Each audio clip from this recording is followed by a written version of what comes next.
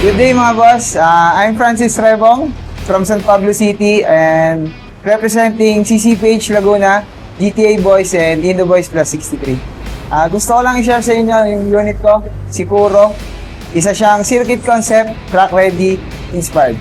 Bali, last Moto Summit, siya yung napiling overall champion in track ready category, built by Koiworks Garage. Tara, ipapakita ko sa inyo lahat ng kinabit naming pyesa para sa aking track ready category. Bali, unahin po natin sa taas. Nagkabit po kami sa brake system ng RCB S1FL na brake master and sa clutch perch. Sa hand grip po namin, nagkabit po kami ng Nagamaki Racing Boy.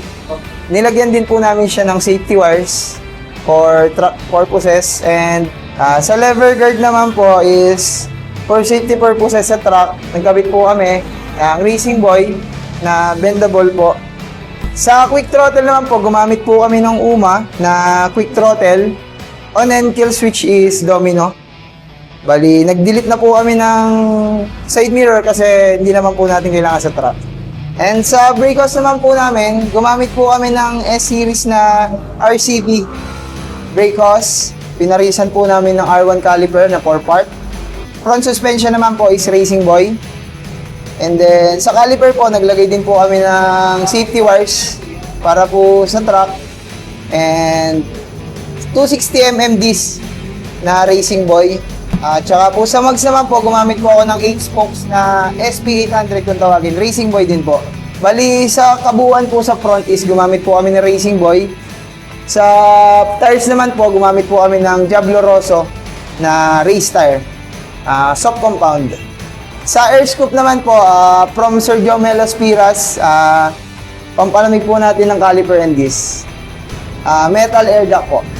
And sa pampalamig po natin ng makina is nag-convert po tayo ng UMA radiator kasi wala po si UMA na pang-click. Ang ginamit po namin is for Aerox and NMAX, convert by Koiworks Garage. Sa mga hose naman po, gumamit po tayo ng Samco. And sa pipe is Clyde Racing na Atomic from Sir Clyde. And sa swing arm naman po, gumamit po ako ng Solfili na slatted. Tsaka po naglagay din po kami ng mga safety wires sa likod for safety purposes. Sa engine naman po is 59 big valve po. Bali sa panlikod po namin is gumamit pa rin po kami ng SP800 8 spokes mags and race tire na Diablo Rosso. Bali sa truck ready po, nagtanggal po kami ng ilang pirasong kaha para po mas light and mas comfortable siya gamitin for truck.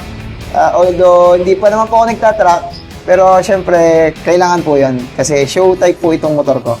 Nagtanggal po kami ng tail light, nagtanggal po kami ng headlight, and then yung mga araro, pang ilalim po, mga kaha sa ilalim tinanggal po namin.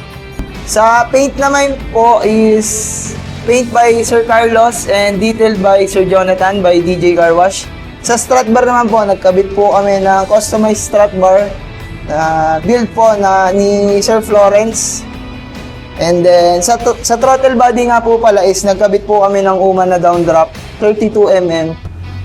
And sa rear suspension po is Solfili SD2A na fully adjustable 3 out of 3 po. And safety wires.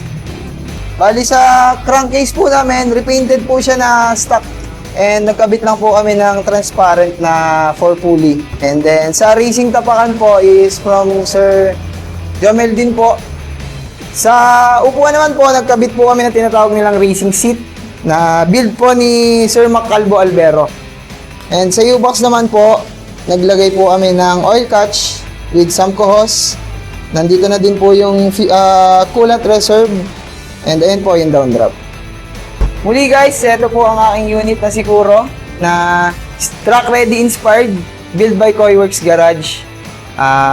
Thank you po sa mga sumusuporta sa akin at sa girlfriend ko and sa mga mentor ko po, Sir Joshua, Sir Aldrin, Sir JP, and Sir Paul. Muli, ako nga po pala si Francis Rebong ng San Pablo City, Laguna. And this is my unit, overall track ready category, last Moto Summit, and for the All About Wheels Manila. Thank you.